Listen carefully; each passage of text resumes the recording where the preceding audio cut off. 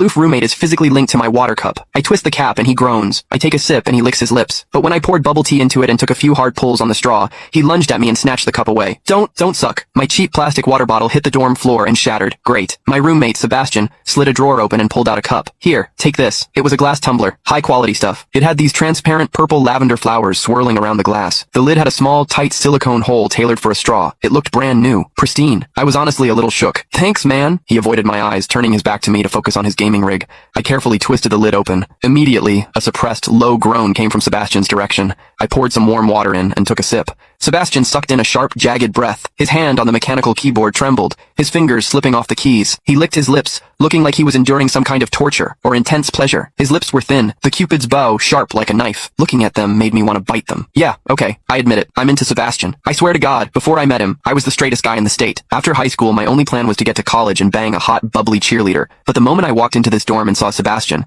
that plan went out the window. 4 years of college and he's the only one I want to mess around with. But I couldn't tell him. No way. I was terrified that if I spilled my guts, we wouldn't even be friends anymore. Because Sebastian is straight. Like, painfully straight. Only 2 weeks ago, he turned down a senior, a varsity swimmer, total stud, who asked him out. After that, Sebastian came back to the room and sat at his desk with a face like thunder for hours. The guy must be a raging homophobe. Maybe it was because the cup was a gift from my crush, but that warm water tasted sweeter than usual. It had a weirdly good aftertaste. I grabbed a straw from my desk and shoved it deep into the hole on the lid. The second I did, a strangled moan ripped out of Sebastian's throat. He bolted up and sprinted into the bathroom. Weird. We were just gaming. Why the hell did he suddenly need a shower? He didn't even grab a change of clothes or a towel. My hearing has always been too good for my own good. Through the thin bathroom door, I heard whimpery, muffled sounds. Soft, hot, suppressed. As a dude, I knew exactly what that sound was. He was jerking off. When I get horny, I usually wait until lights out and hide under the covers like a rat. But Sebastian, it's the middle of the damn day and he just goes for it? Talk about high testosterone. Sebastian is gorgeous. He's got that cold, don't touch me vibe, but his eyes are sharp, almost like a fox. He looks like a priest who's secretly a sinner, tempting as hell. I've heard people say his smile is killer,